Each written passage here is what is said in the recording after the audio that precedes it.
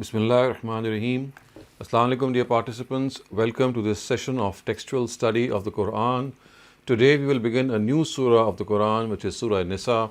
In our previous sessions, we have completed Surah Fatiha, Surah Baqarah, and Surah Al-Imran. So, just to keep things in perspective, we have discussed that as far as the Quran is concerned, it is divided into 7 chapters.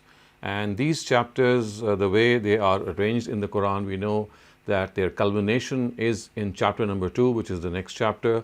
And within chapter number 2, the 4th surah, which is the last surah, is Surah Tawbah, is the one which decides the fate of the nations which in those times were facing Prophet Muhammad and his preaching. So the Quran has been arranged in a way that within each chapter the surahs occur in pair. Of course, there are some exceptions, like Surah Fatiha is an exception. It is an opening to the first chapter and also to the whole of the Quran. But other than that, you will find that on most occasions these surahs occur in pairs. So Surah Baqarah and Surah Al-Imran both are called Alif Lam Mim, and both are pairs to one another, both are counterparts, and we have finished studying them. And I think the points of supplementing one another and complementing one another would be clear to you with their study. In particular, you would be, you'd be cognizant of the fact that as far as Surah Baqarah is concerned, it primarily addresses the Jews of the times of the Prophet, and as far as Surah Al-Imran is concerned, it addresses the Nazarenes or the Christians of the times of the Prophet. In both surahs, you'll find that near the middle of each of them, there is a verse which tells the people of the book that they have squandered their responsibility, they have not fulfilled their responsibility, and hence now they are being deposed from their position of Shahada, which means delivering the truth to other nations of the world. And this is now being transferred to the Muslim Ummah, and Prophet Muhammad. The Ishmaelites are now given this responsibility. So the responsibility that was given to the Israelites now gets transferred to the Ishmaelites, and near the middle of both these surahs almost, you'll find that there is a verse which actually transfers this responsibility. And then further down in both surahs, you will find certain directives being given. In Surah Baqarah, a very large part of the Sharia is given. We know that that is discussed in detail after the Shahada verse, and in Surah Al-Imran also there are some directives given, and in particular some of the weaknesses of the Muslims regarding what they did in the Battle of Uhud is discussed, and they are told that how this discussion and how this weakness is something which will be dealt with the Almighty by an iron hand. He will be strict against those people who disobey Him, and if they disobey the Messenger, then they should not think that because they are God's chosen people for this task, then they'll not be punished. So we know the reversal in Surah Al-Imran regarding the Battle of Uhud is discussed in detail to point out these weaknesses, and at the same time also tell Muslims that they face the unbiased law of God. Now in this surah, which is the 4th surah, Surah Nisa is the counterpart of Surah Maida, which is the next surah. In this surah, the foundations of a righteous society are presented, how this righteous society should be established and how the details of this righteous society should be understood. Another important feature of the Quranic chapters is that every chapter begins with a Meccan surah always and ends on a Medinan surah. So in the case of this chapter, which is chapter number 1 that we are studying currently, the first surah, which is Surah Fatiha, is a Meccan surah, and the remaining 4 surahs are all Medinan surahs. So Surah Baqarah and Al-Imran, which form pairs, they are also Medinan. And as far as Surah Nisa and Surah Al-Maida are concerned, which also constitute a pair, they also were revealed in Medina. And this pattern is followed everywhere in the Quran, that all Medinan surahs come after the Meccan surahs. And this also could be a very important benchmark in studying and understanding how a chapter ends and then the next chapter starts with the Meccan surah. So inshallah, when we will go to the chapter number 2, which begins with Surah Anam, you will once again find that the Meccan surahs are there, and you will find that it begins with the Meccan surah, one or more than one Meccan surah, and also ends on one or more than one Medinan surah. So this is a pattern that all these 7 chapters they all consist of this pattern, they all conform to this pattern.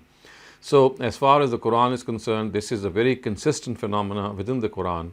And we've also discussed at another instance that there is a Quranic verse in Surah Hijr which actually points to this paired scheme of the Quran, along with the 7 chapters, when it is said, وَلَقَدْ آتَيْنَاكَ سَبْعًا مِنَ الْمَثَانِي وَالْقُرْآنِ الْعَظِيمِ. Of course, another hadith also speaks of the same detail. So sabam al-masani, or 7 consisting of pairs, 7 consisting of twos, as is the literal meaning, refers to these 7 chapters.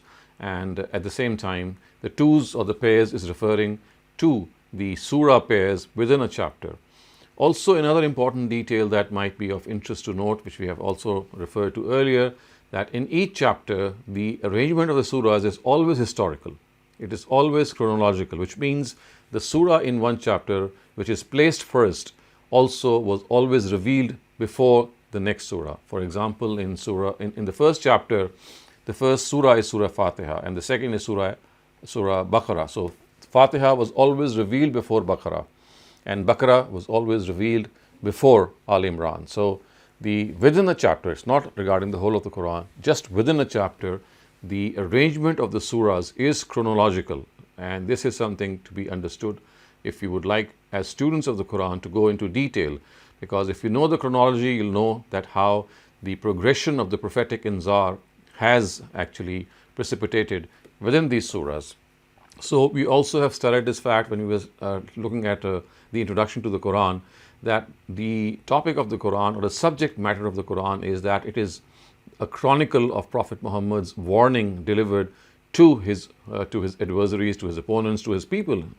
And this warning, which is called inzar by the Quran, gradually reached its culmination for the idolaters in Mecca, and the same occurred for the people of the book in Medina. So we have 2 distinct addressees of the Quran as well. In Mecca, mostly the addressees were the idolaters of Mecca, and in Medina, the addressees mostly were the people of the book, because they were mostly settled in Medina and its suburbs.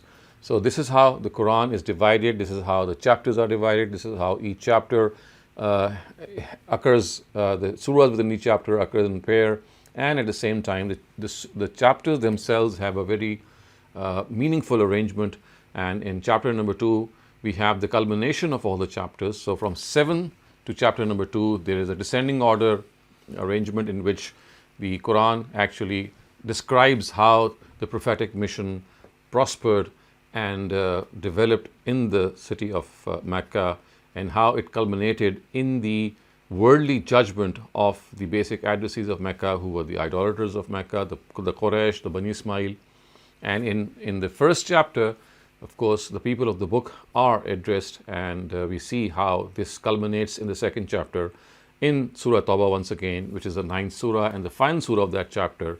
And when we will study that surah, it will become evident to you that these 3 denominations, in fact, if you make it 4, are discussed in detail. So we find this surah starting off, Surah Tawbah starting off with the delineation of the fact that what the fate of the idolaters will be, and then the people of the book, which are the Jews and the Christians, their fate is discussed, and finally the 4th denomination, which is that of the hypocrites. So a very large part of the surah actually deals with the hypocrites, and their worldly judgment is discussed. So chapter number 9, which is the last, surah number 9, which is Surah Tawbah, the last surah of chapter number 2, it forms a befitting culmination of the Quranic message.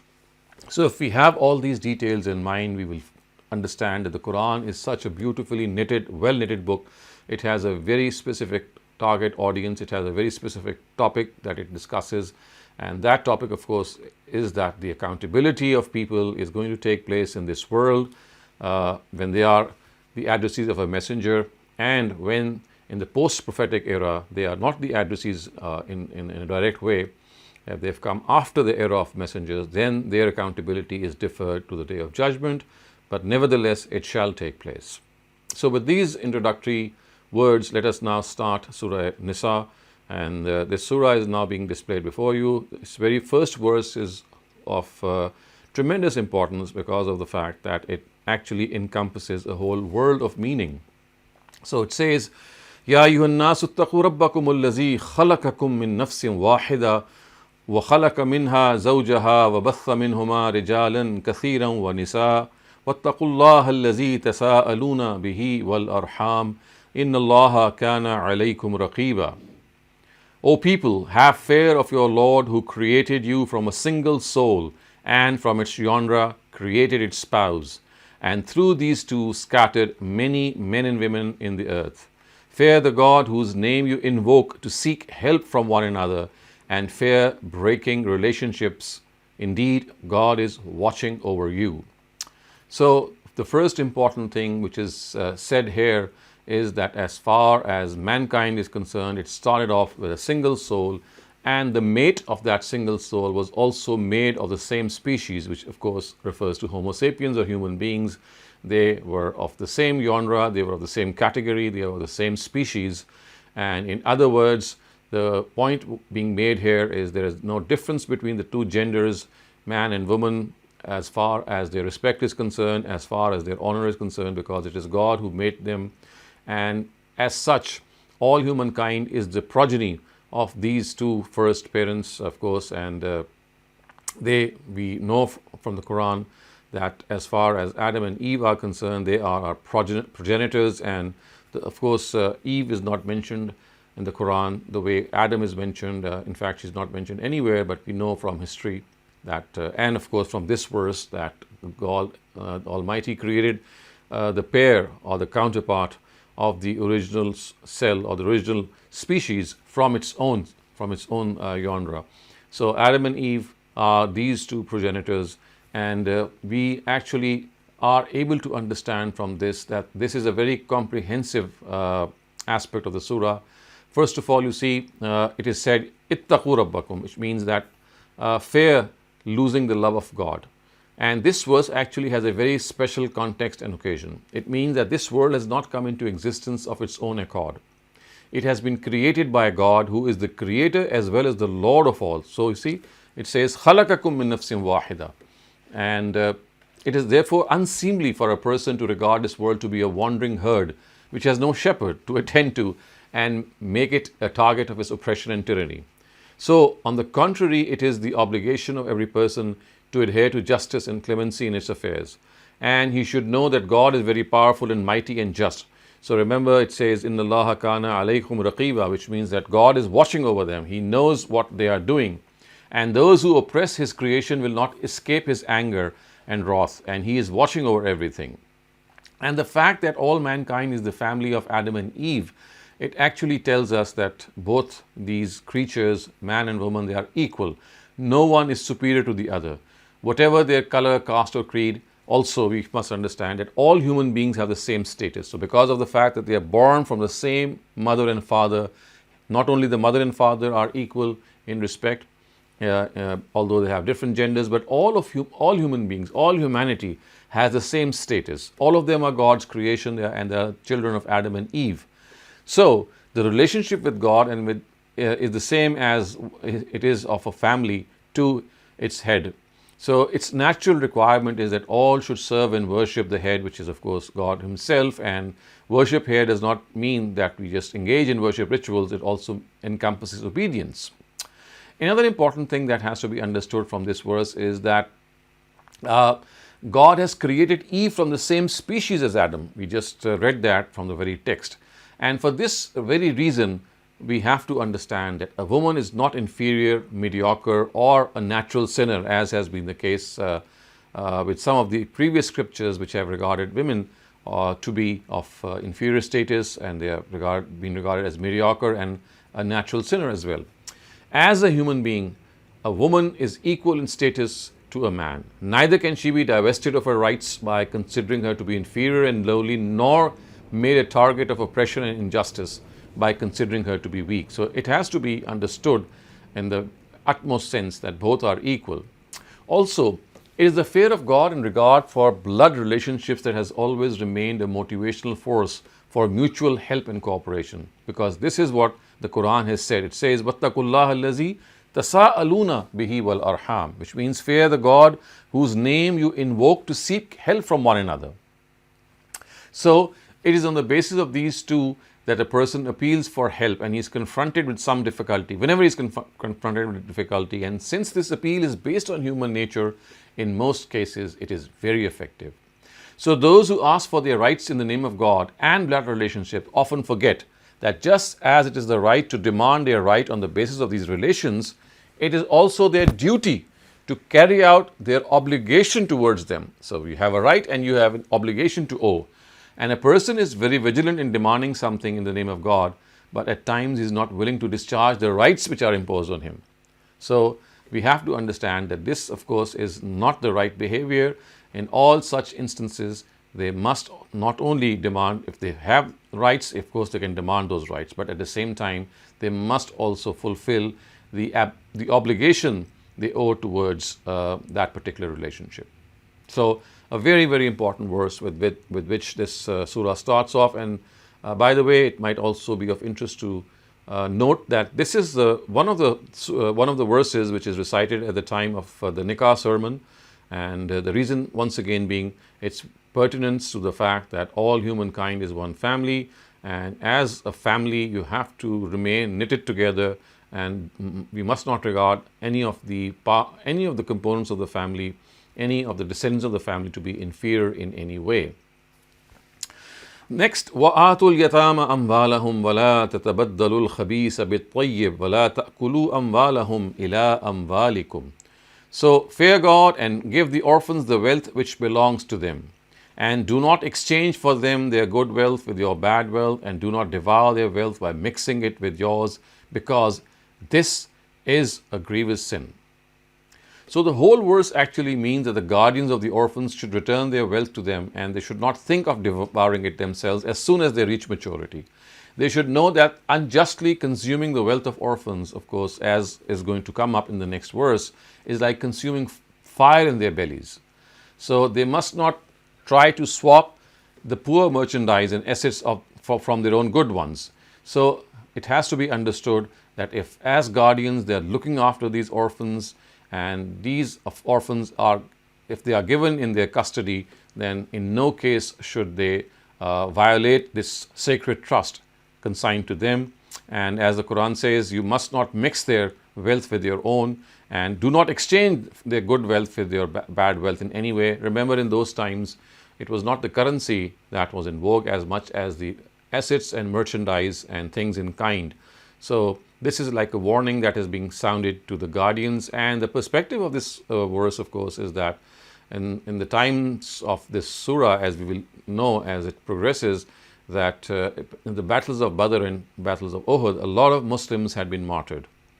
And because they had been martyred, a lot of their children became orphans. And then it was important for the orphans to be consigned to their guardians, and therefore it is very aptly stated here that just as you have to be very, very respectful to your wives and to your immediate relations, you have to be respectful to those people also, and fear God in this matter, that you don't commit any excesses. And the people, of course, addressed here are the orphans who are given in their custody. They must not be in any way oppressive or vindictive in this matter. And the Quran says, إِنَّهُ كَانَ حُوبًا كَبِيرًا, that if you mix your bad wealth with their good wealth and if you devour it in this way, then this is a grievous sin. It is something which is very, very grave.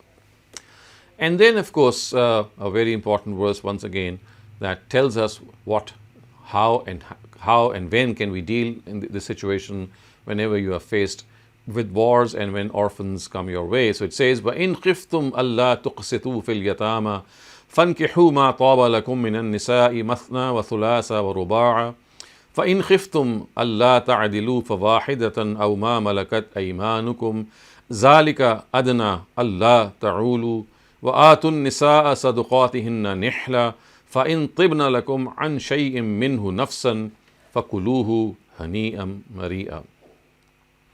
And if you fear that you would not be able to treat orphans with justice, you may marry the women with them who are appropriate for you, 2, 3, or 4 of them.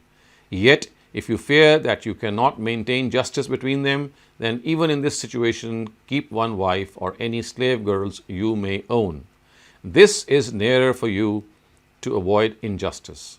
And give these women who also their dowers, and give these women also their dowers the way dowers are given. Then, if they of their own will remit any part of it to you, which means that if they give you some concession, you, however, may consume it gladly. So, this is the verse in which polygamy has been discussed in the Quran, which means, of course, that we know that as far as the Arab society was concerned, it was a polygamous society, and individuals and people had scores of wives, at times 9, 10, 11, and even more wives. So the Quran actually has said here that as far as helping orphans is concerned, it becomes very easy if you marry their sisters or their mothers, of course, their elder sisters, so that those women, either the sister or the mother, can look after the orphans very well, because the way they can watch their interest, of course, no one else can.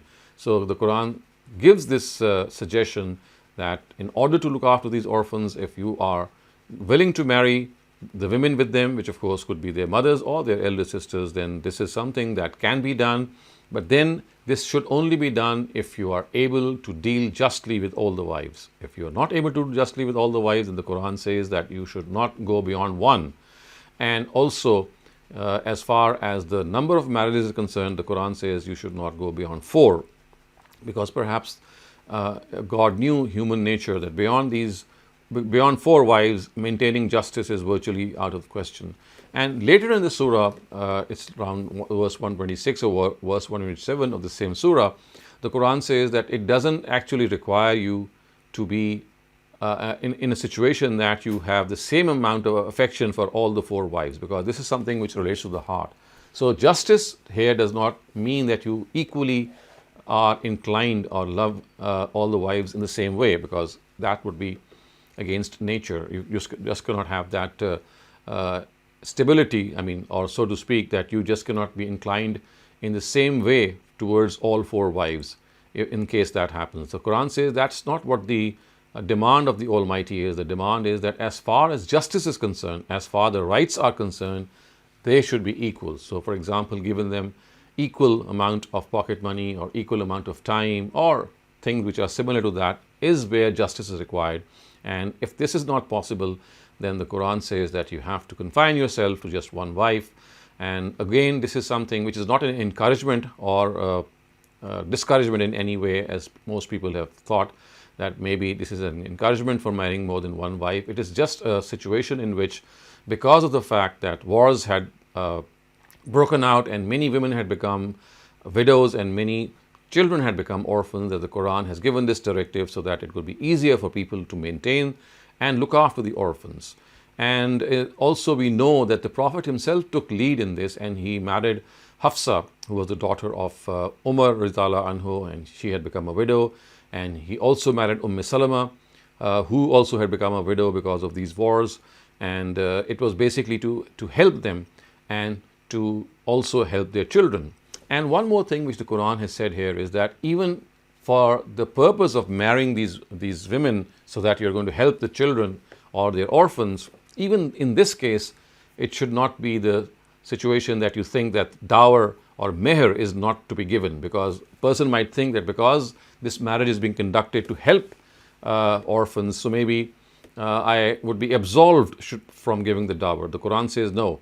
Even in this situation, you have to give the dower. So here the Quran says, وَآتُوا النِّسَاءَ صَدُقَاتِهِنَّ نِحْلًا, that you have to give their dowers, come what may. Even if you are doing it as an act of virtue, as an act of piety, even then you must pay their dowers, except if the women themselves remit part of it. If they forego a part of it, then that is fine. Otherwise, this is not a pretext that since you are marrying not for the purpose of marriage per se, but for the purpose of helping orphans, this should not be a reason enough to not give their mothers or their sisters any dower, which of course here refers to meher. One more thing that might need some explanation here, of course, relates to the fact that as far as the institution of slavery is concerned, because this is also mentioned here, it says that if you're not able to maintain justice between 4 wives, then you maintain 1 wife, you just stick to 1 wife. And the Quran has also said, فَوَاحِدَةً أَوْ مَا مَلَكَتْ أَيْمَانُكُمْ, which means that also any slave woman or girl that you might have, that is fine.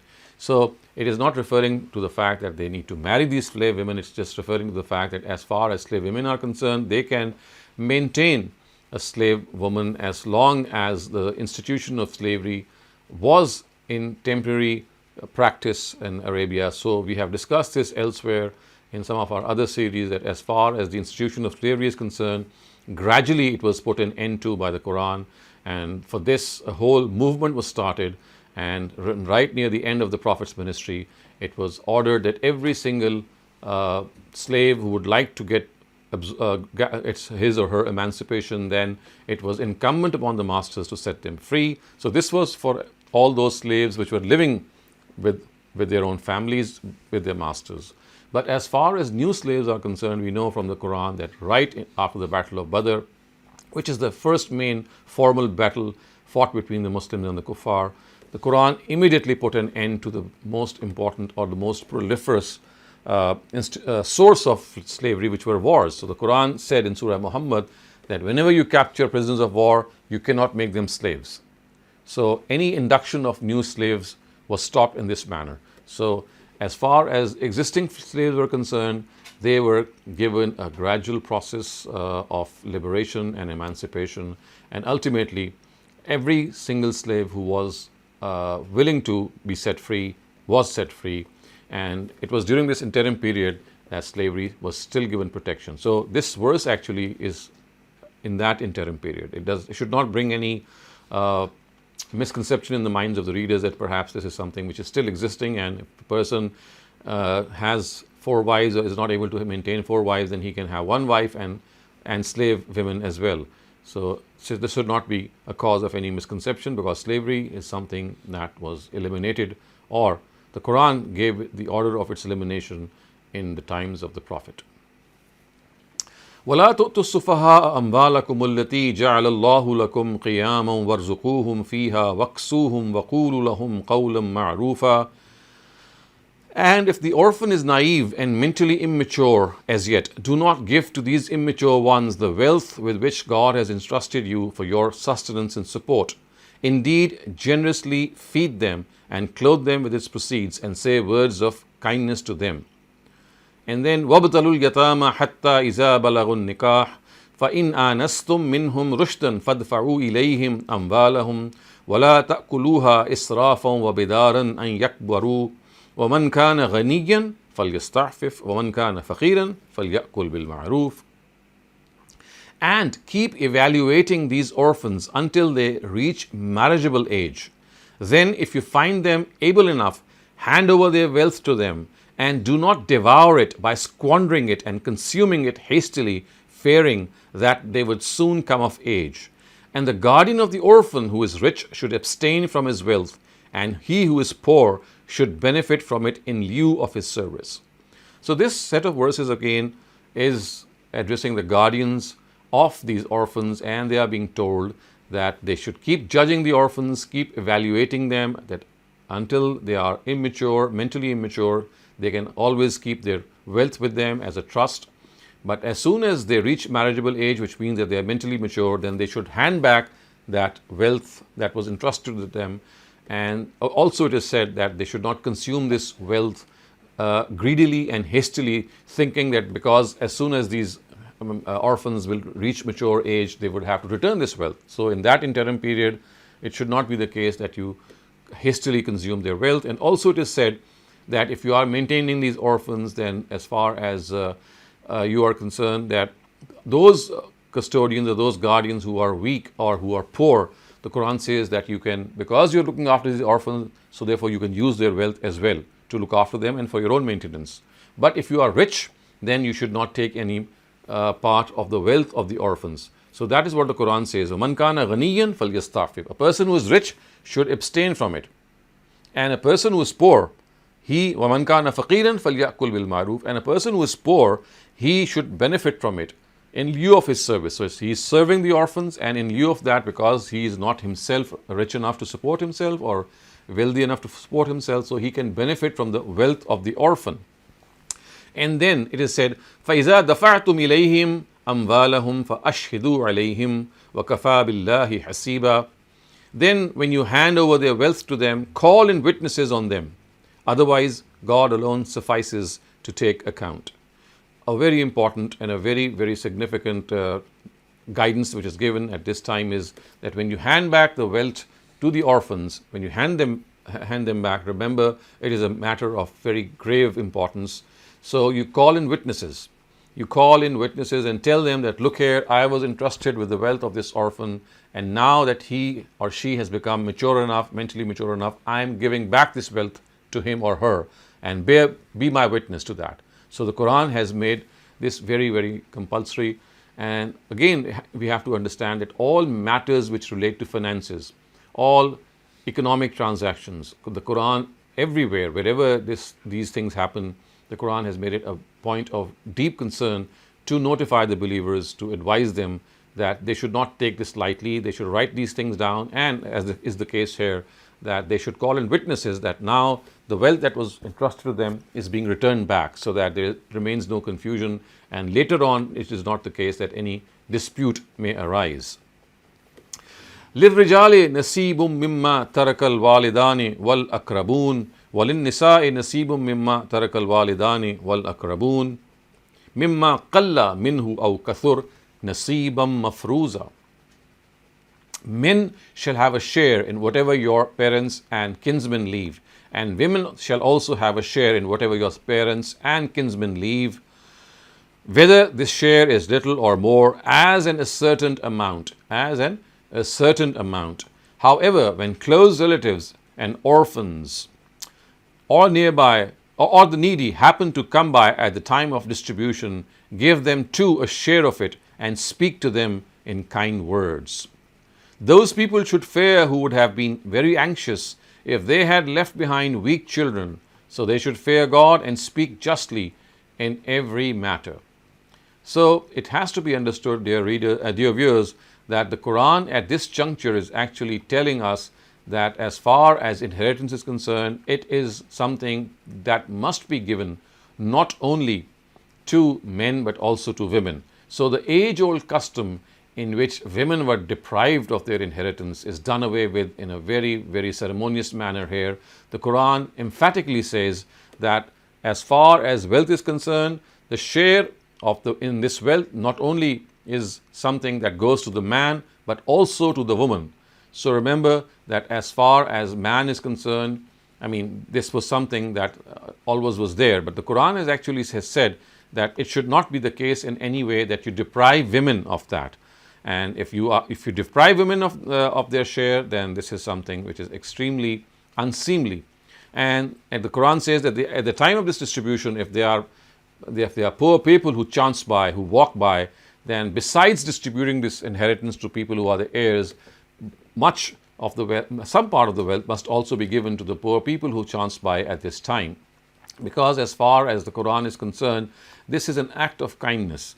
People, when they see that distribution of inheritance is occurring and they are present there, then as far as their own life is concerned, they do feel left out. They do feel that they have been deprived at times. So the Quran says that you must take care of these people who just are present at the time of distribution and they are not very rich, and they are pushed to in their circumstances. So the Quran says, وَلْيَخْشَ الَّذِينَ لَوْ تَرَكُوا مِنْ خَلْفِهِمْ ذُرِّيَّةً ضِعَافًا خَافُوا عَلَيْهِمْ. They should at least learn from this example and fear that had they been in this situation, that if they had left behind weak children, so what would they have thought of this? And so they should fear God and speak justly. فَلْيَتَّقُوا اللَّهَ وَلْيَقُولُوا قَوْلًا سَدِيدًا. And in this way, they cannot be in any way think that they should bypass these people. So the shares of the heirs to a deceased are fixed, yet if at the time of this distribution, these people, they come by, then even though they might not have any legal right in inheritance, they should be given something and be spoken to in a very befitting manner at their departure. That is what is meant here by the words وَلْيَقُولُوا قَوْلًا سَدِيدًا, that you must be very polite to them. إِنَّ الَّذِينَ يَأْكُلُونَ أَمْوَالَ الْيَتَامَى ظُلْمًا إِنَّمَا يَأْكُلُونَ فِي بُطُونِهِمْ نَارًا وَسَيَصْلَوْنَ سَعِيرًا. So listen, beware, in reality, those who unjustly devour the wealth of orphans swallow only fire into their bellies, and soon they shall enter the blazing fire of hell. So before the shares of inheritance are formally stated in the next verse, which will be studied later on, the Quran has made this point in a very, very emphatic way and has said that those who devour the wealth of orphans, they should remember that they swallow nothing but fire in their bellies. It's going to make them burn and rot in hell. Such is the importance that you just cannot usurp the wealth of orphans. If they have been given in your custody, they are weak in their, of course, in their import. They are dependent on the custodians, and if the custodians, instead of protecting them, they end up devouring their wealth and flouting the responsibility that was imposed on them, and the Quran says that this is a grievous sin for which they will suffer in the hereafter. So I'm going to stop here, and if you have any questions, we'll answer them first, and then instead of going forward, because we start a very important part of this surah, which is the shares of inheritance, I'll actually go back and do the literal and idiomatic translation of the part that we have studied. But before that, if you have any questions, please raise them. Thank you very much, Dr. Saleem. Our first question comes from Shaban Ansari. Please go ahead. अस्सलाम वालेकुम। वालेकुम अस्सलाम। यहाँ पर जो कहा जा रहा है कि यतीमों के सरपरस्तों से कहा जा रहा है ना कि उनका जो माल है वो एहतियात से खर्च किया जाए, तो वो इन सरपरस्तों में एक वो भी है जो जिन्होंने जैसे उनकी माओं से और बहनों से शादी की है, तो उनको भी माल वापस करना है या उनको भी एहतियात से खर्च करना है, या जो इससे बाहर से जो लोग उनकी का ख्याल कर रहे हैं? Both of them, because you see, the wealth which belongs to the orphans, even if they get, if their mothers or their sisters get married to someone, it doesn't mean that their wealth now is owned by the person who has married them. So in both cases, whether that marriage takes place or not, or whether you just act as their custodians, the marriage is something, which just facilitates taking care of the orphans. So whether the marriage takes place or not, or in the absence of marriage, the custodians are just taking care of the orphans even then.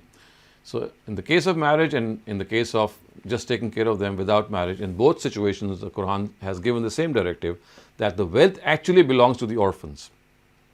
So it has to be returned to them as soon as they reach mental maturity. और ये जो सूरह निसा की जो शुरू की आयत हैं, जो निकाह की आयत हैं, तो उसका मसला ये कि हमारी सोसाइटी में जब निकाह पढ़ाया जाता है तो ना उससे पहले और ना उसके बाद कभी उन आयत पर गौर करने की भी जहमत नहीं की जाती कि उसका मतलब क्या है और उसका मकसद क्या है। लिहाजा वो एक रिचुअल के तौर पर ही अदा होती है, ना उससे पहले उसकी कोई अहमियत होती है और ना उसके बाद। लिहाजा जो मसाइल होते हैं वो मसाइल ऐसे ही रहते हैं। So this is a very tragic part of our society in which we go through these rituals. We just go through the motions. We don't go through them in depth, and by studying the philosophy of these verses, more often than not, they are just they're just recited by rote, and people don't even understand what is being recited out to them. So at least our people who conduct nikah and marriage should, when they read out these verses, it is very important that their translation and explanation is also read out, so that people know that these nikah verses are no joke. They have a very very pertinent bearing on their married lives, and if they hold fast to the guidance which is provided in these verses, they will be really blessed, because the family which comes into being in a way that you fear God, and which actually means that you are mindful of your obligations towards your spouse, then more often than not, you'll end up discharging those responsibilities.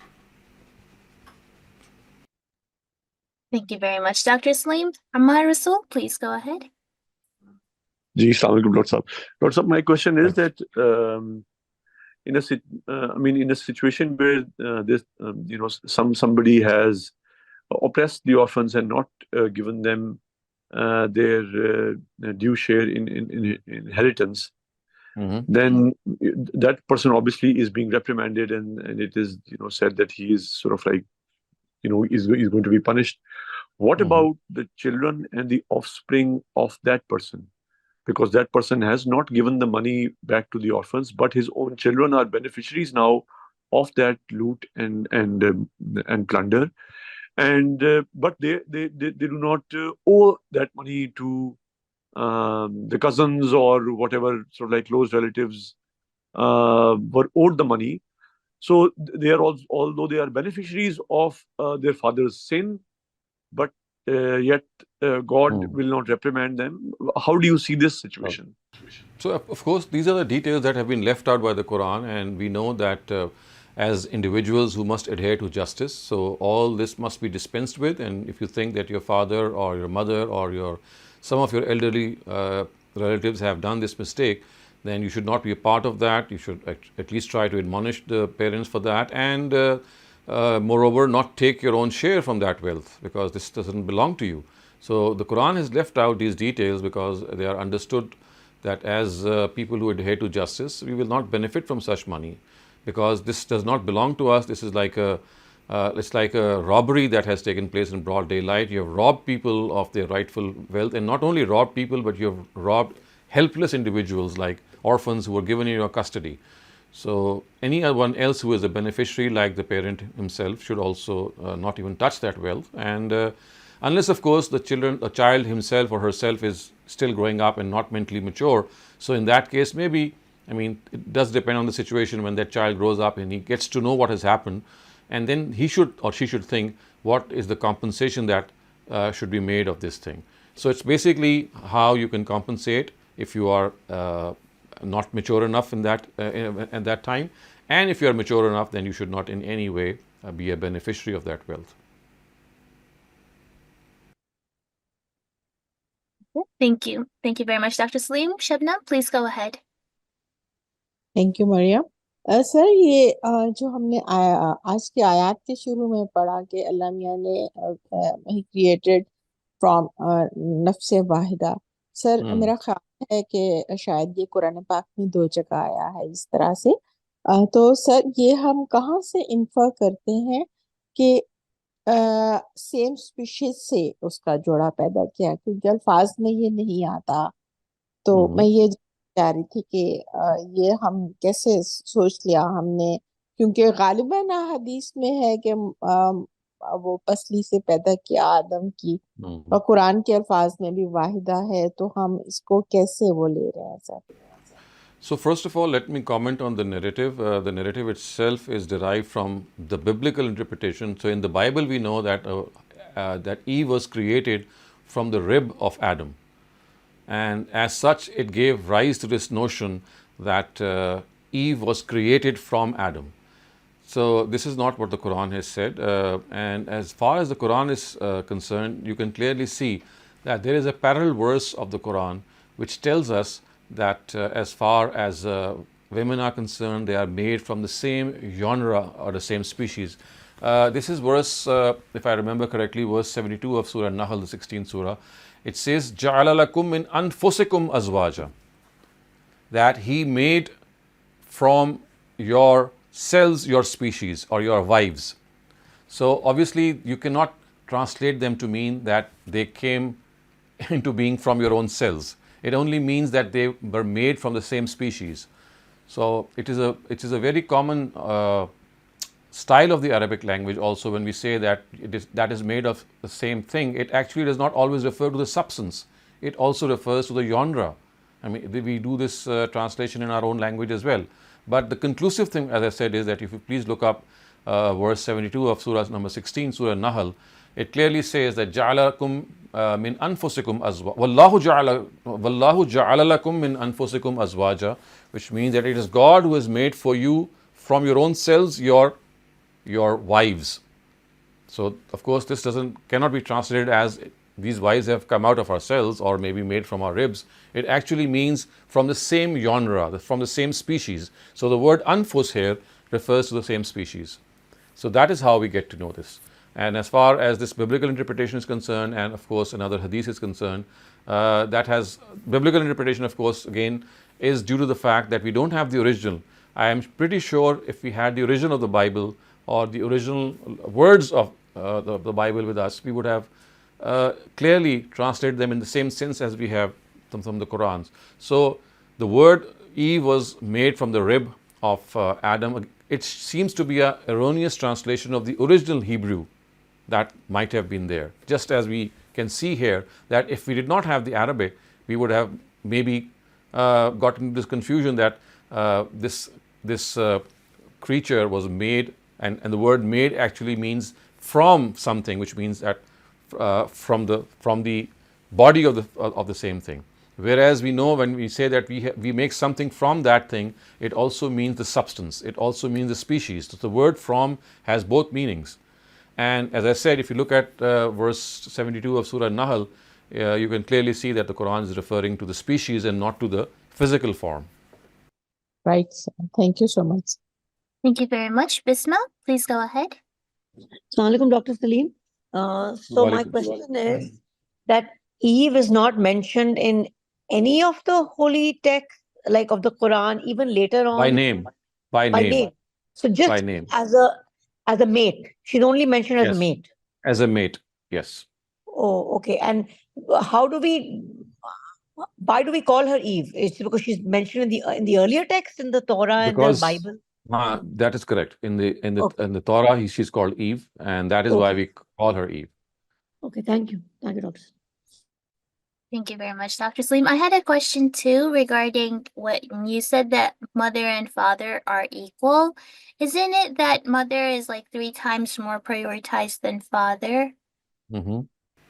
So, like how are right. So actually, when it is said that they are equal, it means that as far as their respect is concerned, and as far as their honor is concerned, they have equal respect in the eyes. I mean, they are equal between themselves. So that 3 times respect is basically in relation to the children. So that's another scenario. So what has been said here is that between themselves they are equal. You cannot say that a man is greater than a woman, or a woman is greater than a man. So that equality is between the genders themselves. This 3 times is something, although the Quran has not said that, it has referred to this thing. It is something in relation to their children, that she has more right on the children. It's not that she is more respectful towards the children, because both the father and the mother, they deserve equal respect. So that's not in question. What is being said here is that a mother has more rights over the children because of the fact that she bears her, she delivers the child, and of course suckles the child. So she is 3 times more, more demanding in this case of the rights. So it's basically the rights which are being discussed here. Okay, thank you so much. Abdurrahman, please go ahead. Assalamu alaikum, sir. Sir, what's the definition of nafs? Because sometimes I came across like nafs is also referred as fitra.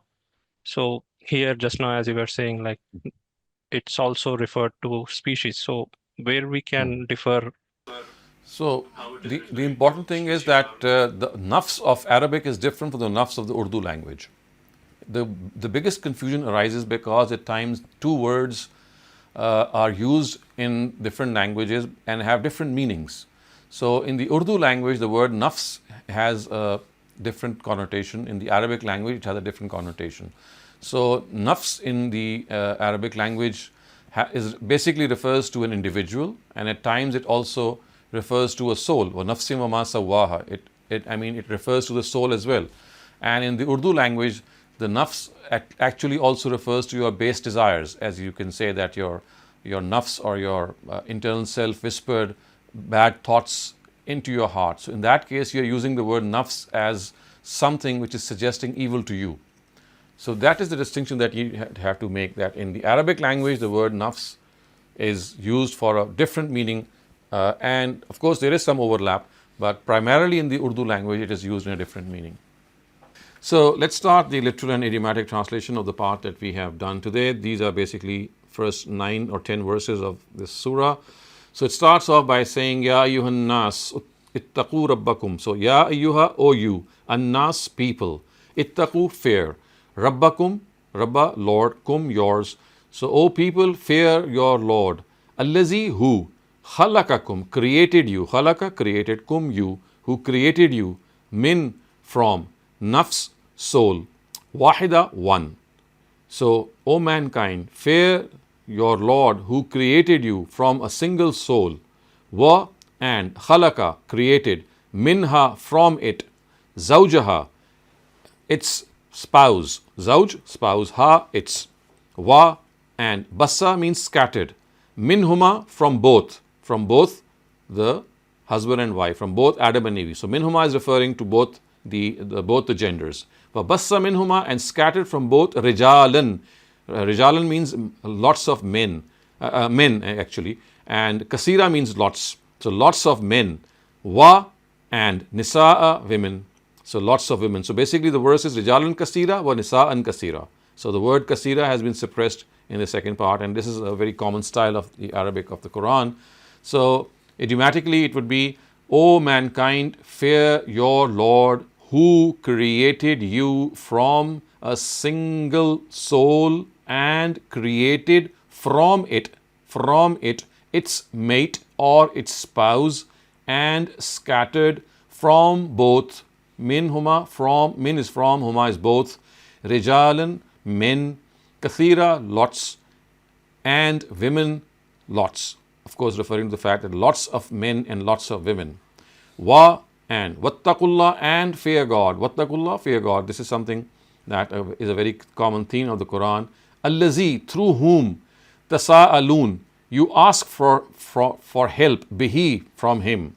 Wa, and fair baking relations. So basically the word wattaqu is also operating upon the word al-arham. So it's like saying fear God and fair relationships. Fear God and fair relationships. Because of the fact that relationships are being said, obviously the reference is to break them. So that is what is implied here. So wattaqullaha allazi tasaaluna bihi wal arham would mean, and fear the God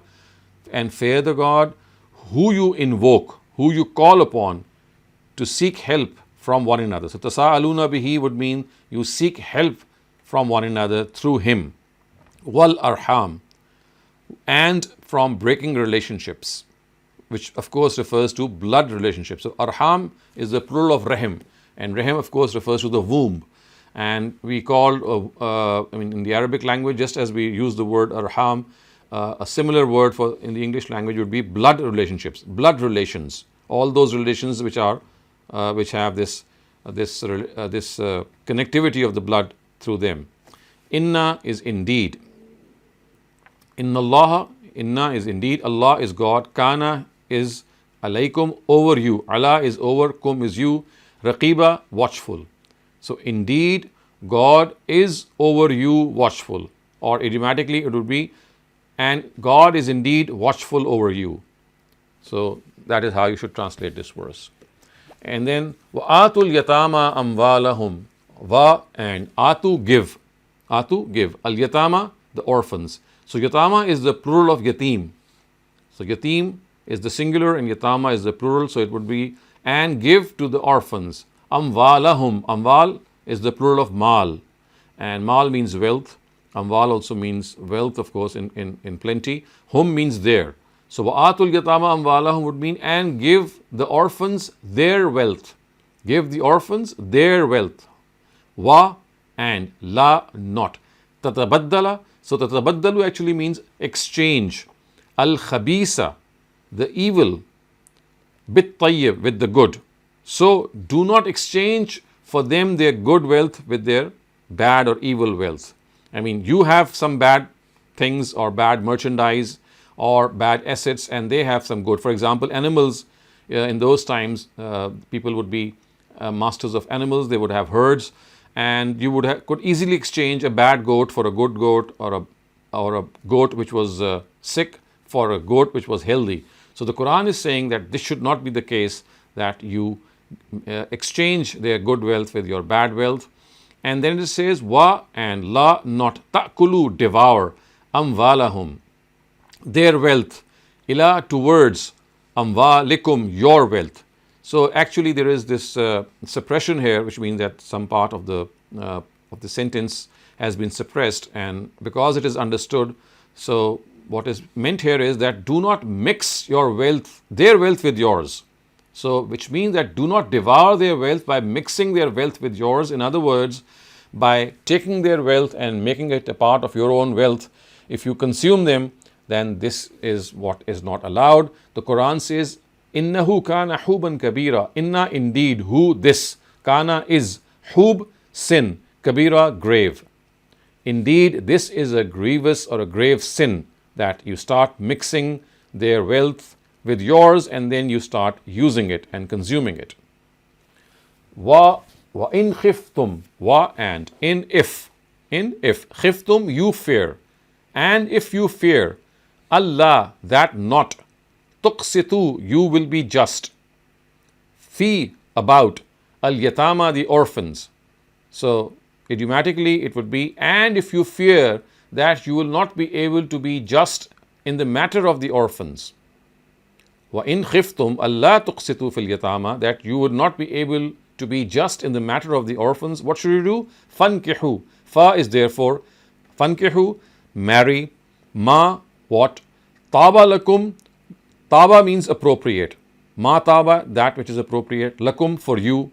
So you marry what is appropriate for you, minan nisa'i, from among their women. Marry the women with them, or their women, which means, of course, their sisters or their mothers. Minan nisa, and then it is said mathna wa thulatha wa ruba'. So masna actually means 2, sulasa means 3, and ruba' means 4. So you can marry at the same time 2 or 3 or 4 of them. Fa in khiftum, fa, therefore in, if khiftum, you fear, Allah, that not, ta'dilu, you will be just. So if you fear that you will not be just with so many number of wives, therefore fa is therefore wahida, one. So contain yourself with one, which means just marry one of them. Aw, or ma malakat aymanukum, this is an idiom of the Arabic language which means what your right hand possesses, and it actually refers to slave women. Ma malakat aymanukum would literally mean what your ayman is yameen, the plural of yameen. Yameen means your right hand, the right hand, and kum means your right hand. Malakat means what what you own. So what your right hand owns is what is the meaning of this idiom, and it actually means, it refers to your slave women. And I've just explained what it actually means earlier on. Zalika, this, adna means closer, Allah, that you not, ta'ulu, go away from justice. So this is more close, that you don't depart from justice, don't deviate from justice. Wa, and, atu, give, an nisa'a, these women, of course referring to the same women that you married. Saduqatihinna. So saduqa is the plural of saduqa, which means the dower or the meher. Nihla. Nihla means the way they are given, the way they should be given. Atun nisa saduqatihinna nihla would mean that you give these women their dowers the way it is appropriate for them to be given. Do not reduce them in any way. Do not think that you should be given any concession because you are marrying for a noble cause. That is what is implied here. Fa, therefore, in, if, tibna lakum an shay'in minhu. Again, this is a construction of the Arabic language, which taken together means if they remit any part of it to you. Tibna lakum, they remit any part of it to you from their own selves. Nafsan, from their own selves, which means from their own will. Fa, therefore, kuluhu, you may use it. Hani'am marima. Hani'am maria, again, this is a joint phrase, or it's like one word, and it means with full delight, with full freedom. So you can consume it with full freedom. So if they give you some concession, fa in tibna lakum an shay'in minhu nafsa, from their own will, then you can use this concession, which means that if they reduce the dower in any way, then you can in full freedom use it. Fakuluhu, you can consume it, you can use it with full freedom. Haniya Maria. وَلَا تُؤْتُوا السُّفَهَاءَ أَمْوَالَكُمُ الَّتِي جَعَلَ اللَّهُ لَكُمْ قِيَامًا وَارْزُقُوهُمْ فِيهَا وَاقْسُوهُمْ. Wa, and, la, not. تُؤْتُوا, give. As-sufaha. So sufaha is the plural of safi, and safi means someone who is foolish, someone who is naive, someone who is silly, and actually referring to the mentally immature situation of orphans who are young. So wala tu'tu sufaha would mean that do not give the naive amwalakum, their wealth. Their wealth. Amwal is the plural of mal. Kum is your wealth. I'm sorry, it's not their wealth. Is the wealth which which belongs to them. So وَلَا تُؤْتُوا السُّفَهَاءَ أَمْوَالَكُمُ الَّتِي, that wealth, جَعَلَ اللَّهُ لَكُمْ, God has made it for you, qiyama, a means of sustenance. So do not give to these naive the wealth with which God has entrusted you. So the wealth that you actually come to own. So amwalakum actually is referring to that wealth which comes in the possession of these guardians. And the Quran says that this wealth is a means of sustenance. Ja'alallahu lakum qiyama. God has made it for you a means of sustenance. Wa, and urzuquhum, or when we join the words, we will say warzuquhum. So warzuquhum would mean you feed them. Feed them. Fiha, in it. Wa, and uksuhum, or combining it would be waksuhum. So waksuhum would mean clothe them. Waksu is to clothe and hum is them. Warzuku means to feed, hum means them. Feed them in it and clothe them. Wa, and qulu, say, lahum, to them. Lahum, to them. Qawlan ma'rufa. Qawl means words. Ma'rufa means words of kindness, or words which are gentle and polite. So with the wealth which God has entrusted you as guardians, you should feed these orphans and you should clothe these orphans and speak to them in very polite words. That's what is implied. وَقُولُوا لَهُمْ, say to them or tell them قَوْلًا مَعْرُوفًا, words which are polite. وَابْتَلُوا الْيَتَامَ حَتَّى إِذَا بَلَغُوا النِّكَاحَ. وَابْتَلُوا, keep judging or keep evaluating. Al-Yatama, the orphans. Keep evaluating and keep evaluating the orphans, hatta, until, iza, when, balahu, they reach a nikah, age of marriage, which means that they reach maturity. So keep judging or keep evaluating the orphans until they reach the age of nikah and the age of marriage. Fa, if, in, fa is therefore, in is if. Therefore, if, anastum, anastum means you find in them, minhum, from them, you feel from them, rushta. Rushta means that they are mature enough. If you find them that they are mature enough, fadfa'u ilayhim amwalahum. Fadfa'u, therefore give them. Fadfa'u would mean therefore give. Ilayhim is to them. Amwalahum, their wealth. So therefore give to them their wealth. Fadfa'u ilayhim amwalahum. So as soon as you find them that they are mature enough, in anastum minhum rushda would mean that you feel from them that now they are mentally mature. Anastum, you feel, minhum, from them, rushda. The word rushd actually means guidance, and here it refers to the fact that they are now mentally mature enough. So if you feel that they are now mentally mature enough, fadfa'u, therefore give, ilayhim, to them, amwalahum, their wealth. So the wealth that was entrusted to you, must return it back to them. Wa, and, la, not. Ta'kuluha. Ta'kulu mean eat or devour. Ha, it. You must not devour it. Israfan wa bidaran. Israfan means that you waste it. Wa, and, bidaran means hastily. An yakbaru, that they may grow old. So it should not be that you squander it, which means that it should not be the case that you start wasting it and you use it hastily because you think that soon they'll become mature enough and you'll have to hand the wealth back to them. So la ta'kuluha israfan wa bidaran. Do not consume it, squandering it or being hasty, thinking that they'll soon become old. An yakbaru, they become mature enough, they become old enough. Wa, and, man, he, kana, is, ghaniyan, rich. Fal yasta'fif, should abstain. Which means that the guardian who is rich should abstain from the wealth of the orphan.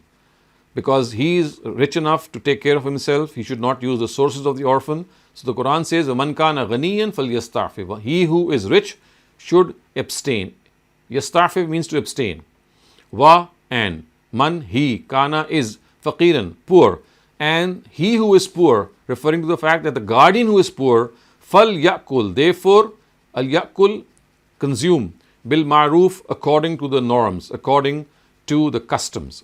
So what is implied here is that, and if he is a faqir or if he is a poor person, if the guardian is a poor person, then he can consume from the wealth of the orphans according to the norms, which means that whatever is befitting. Fa, if, fa therefore is when, dafa'tum, you give them, ilayhim, towards them, amwalahum, their wealth. So when you give to them their wealth, actually that is what is implied. Therefore, when you give to them their wealth, fa ashhidu, fa therefore ashhidu, call in witnesses, ashhidu, call in witnesses, alayhim, over them. So when you hand back their wealth to them, call in witnesses over them. Wa, and kafa, enough, billahi, God, hasiba, to take account, and God is enough, God is sufficient to take account. So you should give back the wealth of these orphans at that time, and you should call in witnesses over them, and God is sufficient to take account. God is enough to take account. للرجال نصيب مما ترك الوالدان والأقربون وللنساء نصيب مما ترك الوالدان والأقربون. للرجال, for the men. So rijal is the plural of rajul, and it refers to man, and rijal of course is men. So lilrijal would mean for men. Nasib, a share. Mimma, from. Taraka, left behind. Al walidan, their parents. Wal aqrabun, and their relatives. So for men is a share from what their parents and for what their relatives left behind. Walin nisai, nasibu mimma tarakal walidani wal aqrabun, exactly the same verse is repeated for women. And for women, nisa, women, nisibum, nasib means share. Mimma taraka, what is left behind. Al walidan, from the parents. Wa, and al aqrabun, and the relatives. So akrab is the singular and akrabun is the plural. Mimma, among. Kalla, it may be less. Minhu, from it. Or, aw is or. Kathur, or more. So whether it is less or whether it is more, it is immaterial. Whatever men will receive, it is their share, and whatever women will receive, it is their share. What is being said here is that both men and women will inherit. So lirijal nasibu mimma tarakal walidan would mean for men is what their parents and what their relatives leave behind, and for women is also the share that their parents and their relatives leave behind. Whether that share is little, kalla is little, minhu, from it, aw, or kasur, or more. So whether that share is little or more, that doesn't matter, but they will still inherit. Nasibam mafruza. So nasib means a share, and mafruza means something which is ordained, something which is prescribed. They shall receive that share according to the prescribed amount, according to the a certain amount.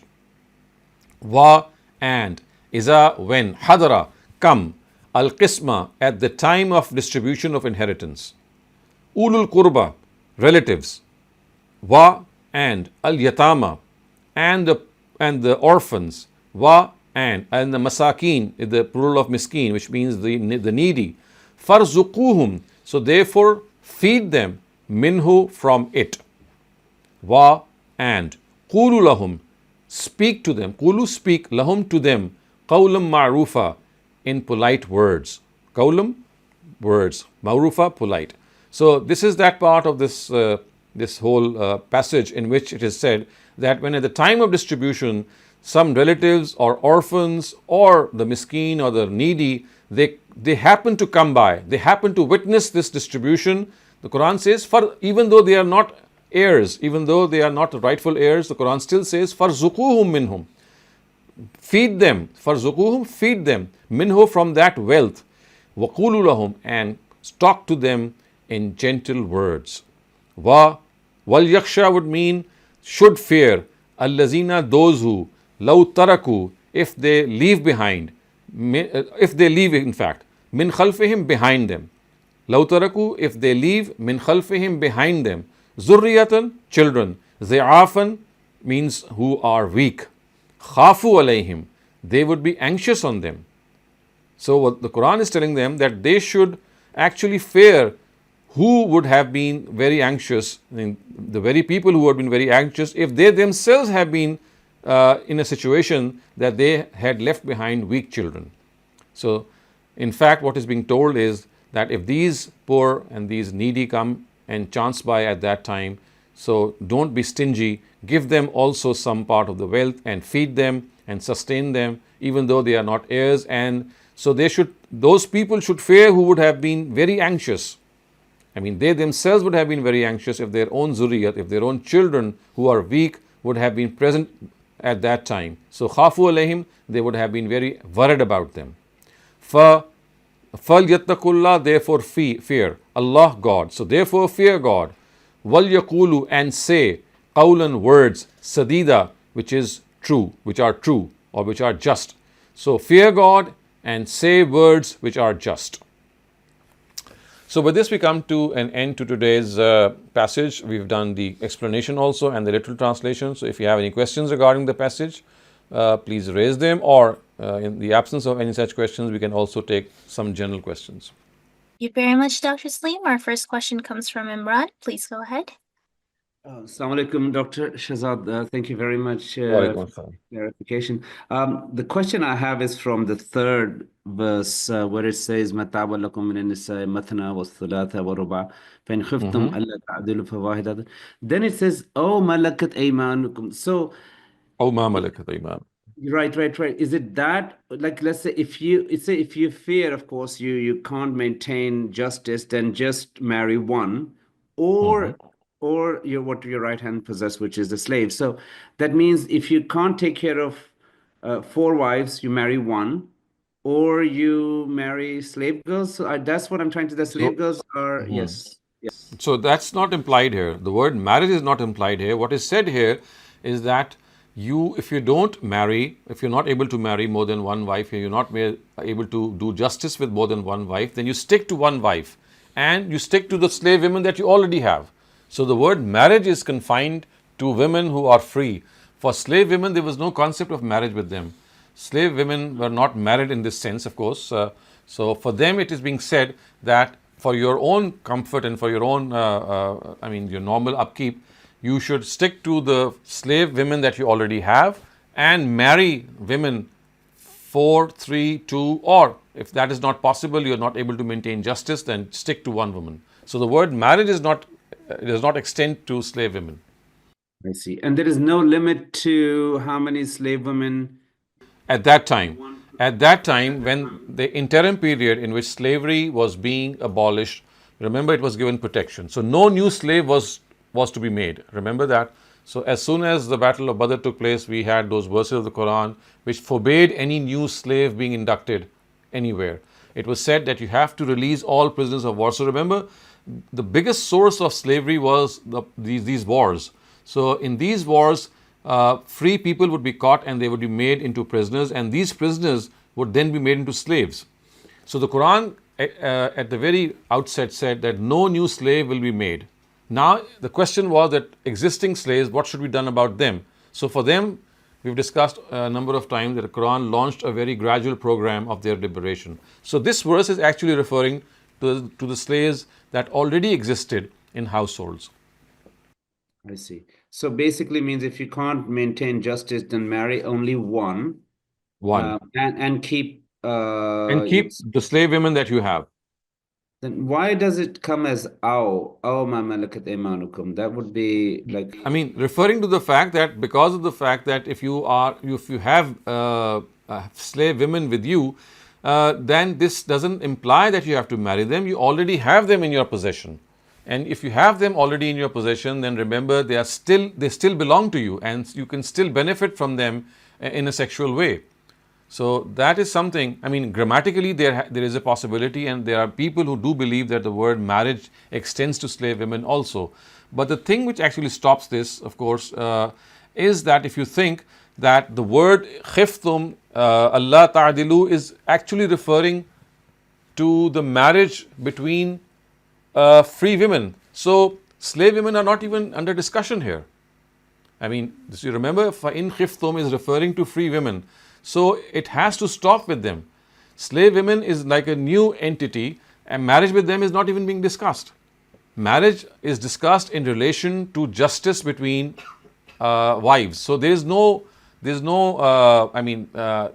It would be inappropriate to say that if you cannot maintain justice between 2 or 3 or 4 wives, you stick to one wife and you stick to marrying one slave woman. Because in that case, since the theme of justice is being understood here, the justice is always between more than one entities, and because this justice is about wives here, so therefore it has to stop with the mention of the wives. It cannot extend to a genre in which that marriage is not going to take place.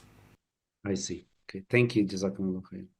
Thank you very much. Shazia, please go ahead. But also let me tell you that there is a group of scholars also who think that the word marriage is extended, and it actually refers to the fact that you stick to one wife and you marry your slave women. And if you translate this sentence in this way, I don't think it makes any sense, because remember, it's justice that is being spoken of. And when you said that you confine yourself to one woman and you confine yourself to marrying slave women, so you see the next part then actually severs from the previous part. The previous part is discussing justice between more than one wife. You see my point? So what I'm saying is that there is a group of people who do say that the word marriage also extends here. But as I said, if you extend the word marriage with ma malakat aymanukum, it would just sever the second part from the first part. Okay, thank you. Thank you. Shazia, please go ahead. Ji, Assalamu alaikum, Dr. Saab. I just need your opinion on something. So in one of the tafsirs, I don't know or remember whose tafsir it was, but they said that this ayah about feeding ulil qurba at the time of death extends to like when we feed people on ul and funerals and all that stuff. So I just need your comment on that. I mean, for that you need to have some proof from other sources also. Farzukuhum or waksuhum, it just refers to the fact that at the time of that distribution, if they are relatives or miskeens or the poor who happen to witness that distribution, you should just give them that money that is being meant for that distribution.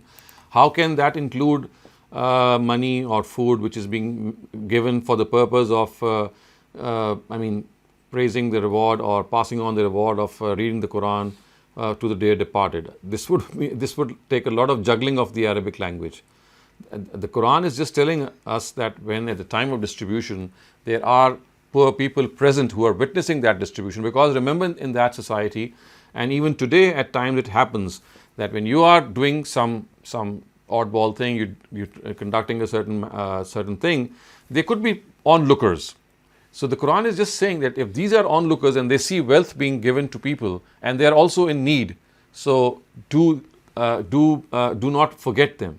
That's all what the Quran says. The rest is, jugglery of words which the Quran does not accept.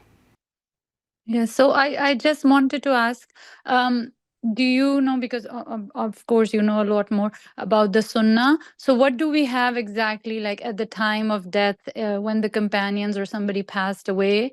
How did Prophet Muhammad sallallahu alaihi wasallam in his times, what was was there a ritual or what was the practice, like what was the normal Islamic practice at the time of death then? And how was this implemented, or when was this implemented? Is there any instances that we know of? So the normal practice was that the funeral would be offered, the funeral prayer would be offered. The funeral prayer itself, if you look at the words and the content of the funeral prayer, it is basically a dua for the deceased, and that is all that was done.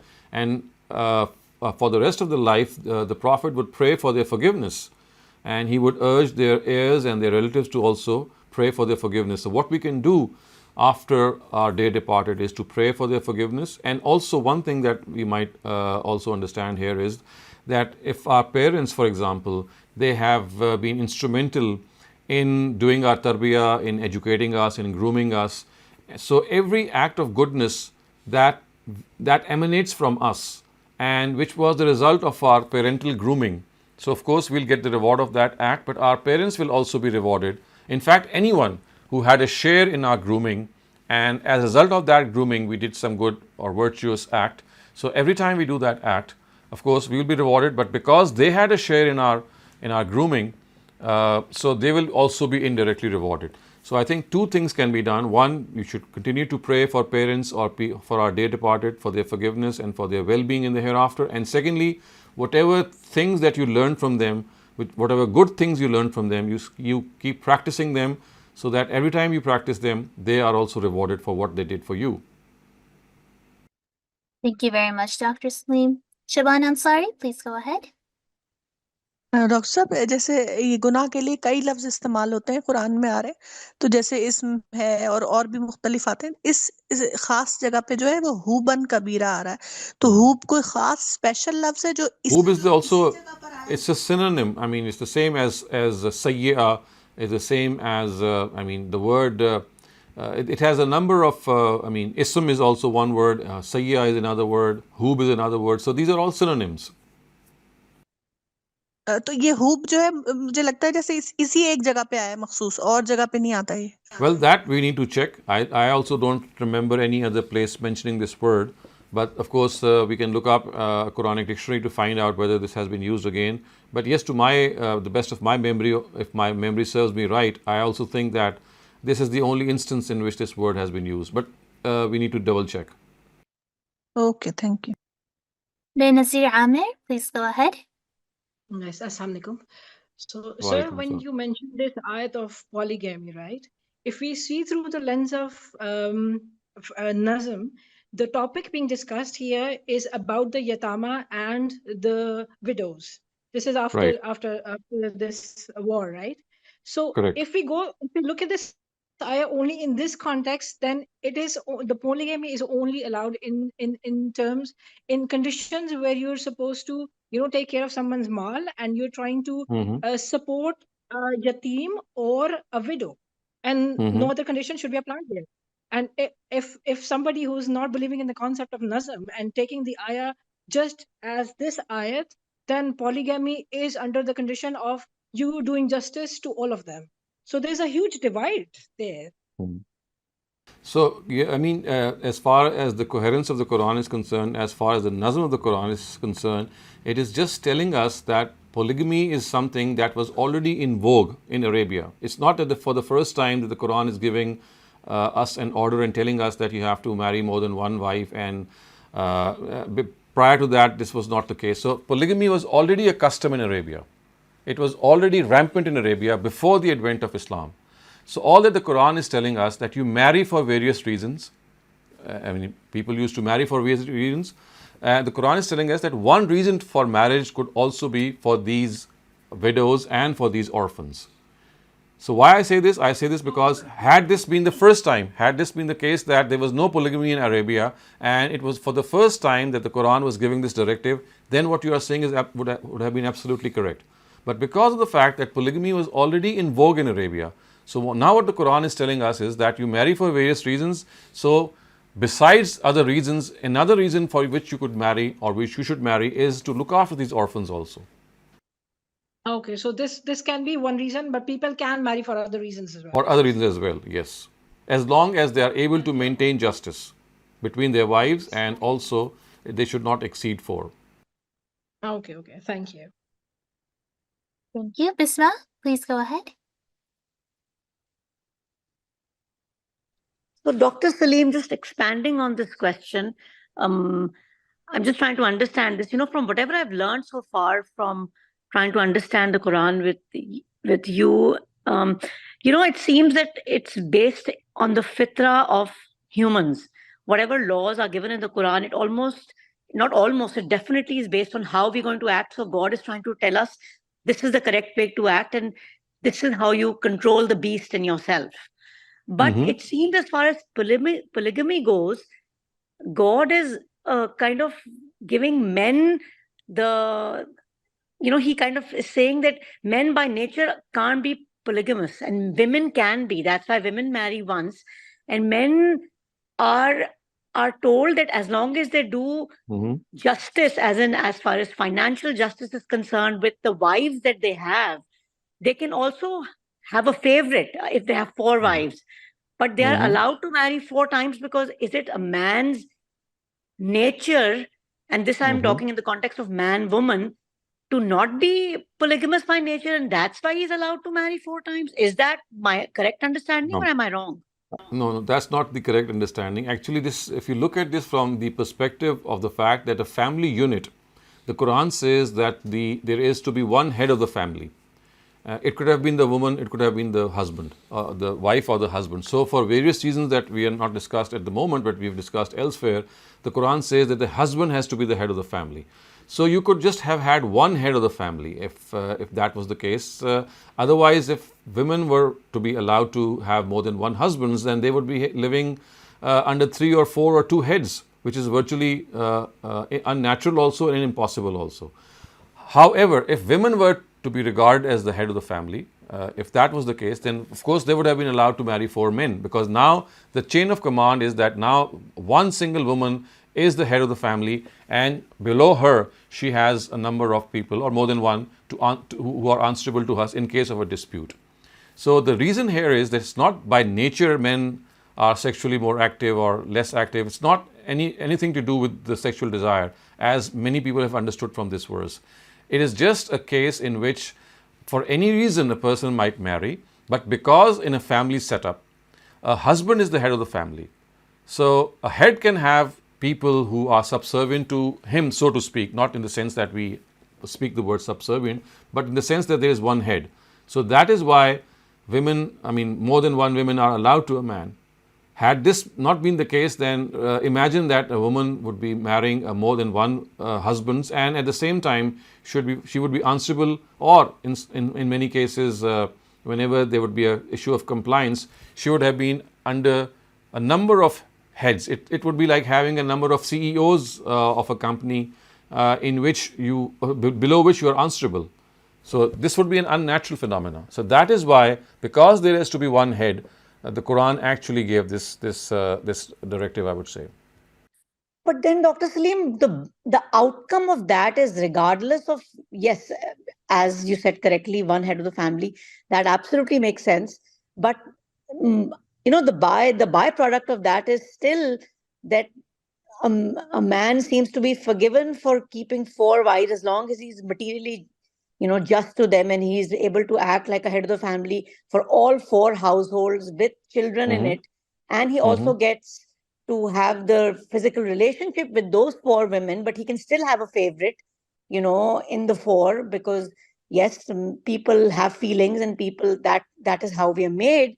So it almost, while the directive is very clear as to why it is, but the byproduct still remains the same. So I understand what you're saying from an intellectual point of view, but it almost seems that for an intellectual, it's easy to understand, but for somebody who's more at a baser level, they would still be able to exploit this ayat to no end.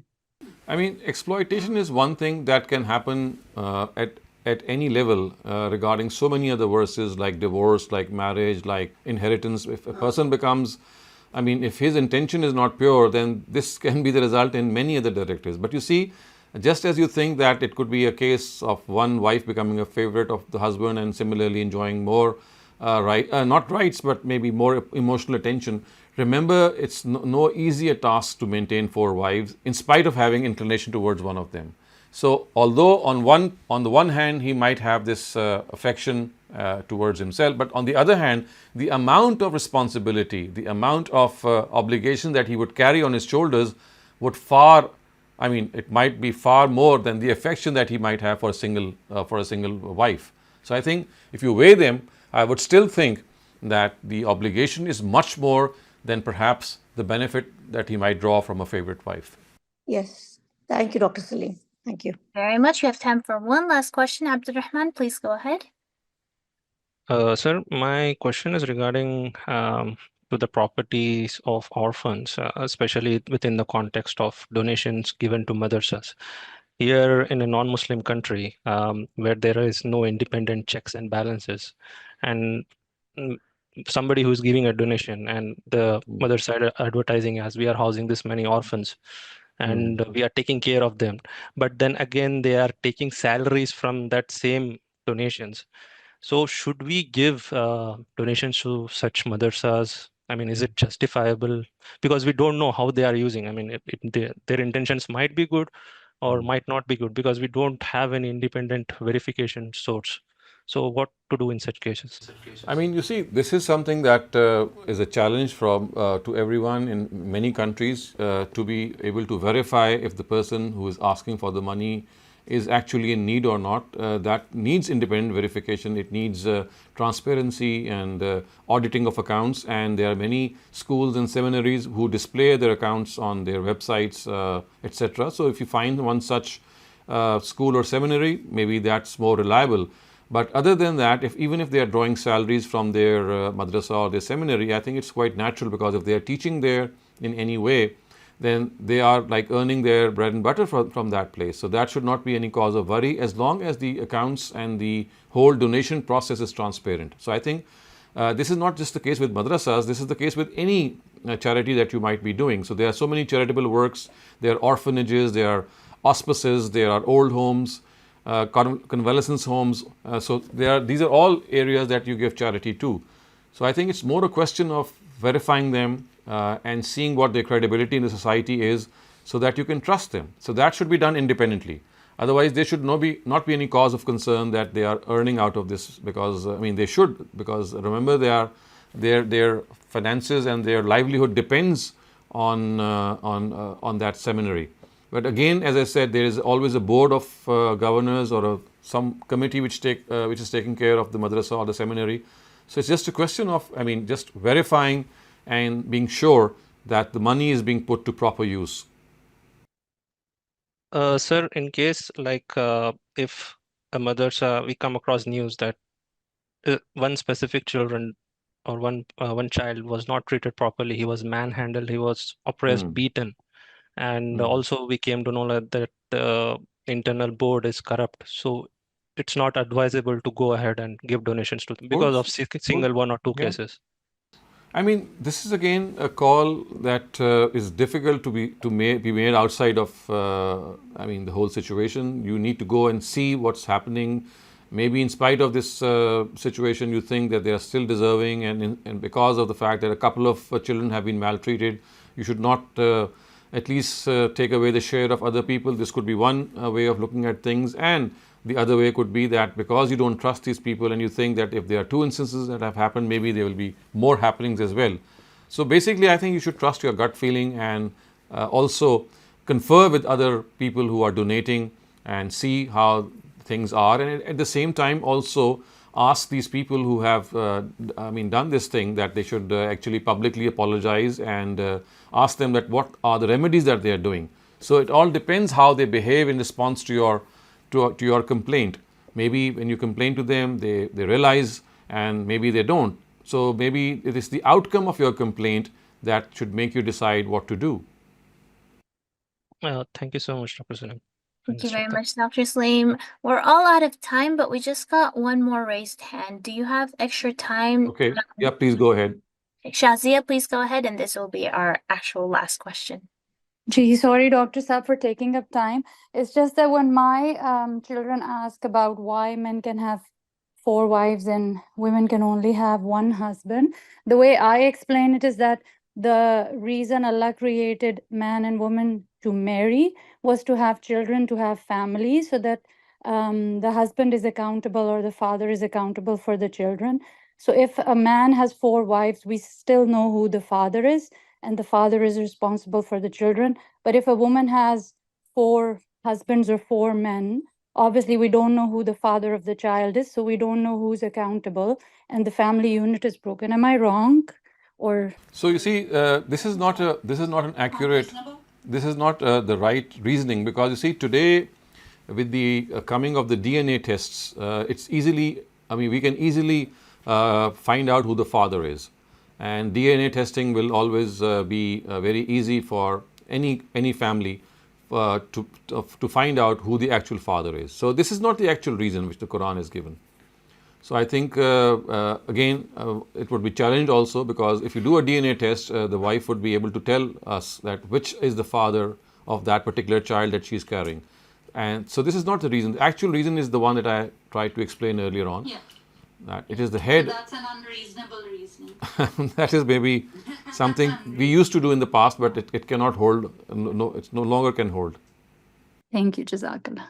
Thank you very much, Dr. Saleem, for answering our questions and enlightening us with more knowledge from the Quran. And thanks to everyone who came today and participated.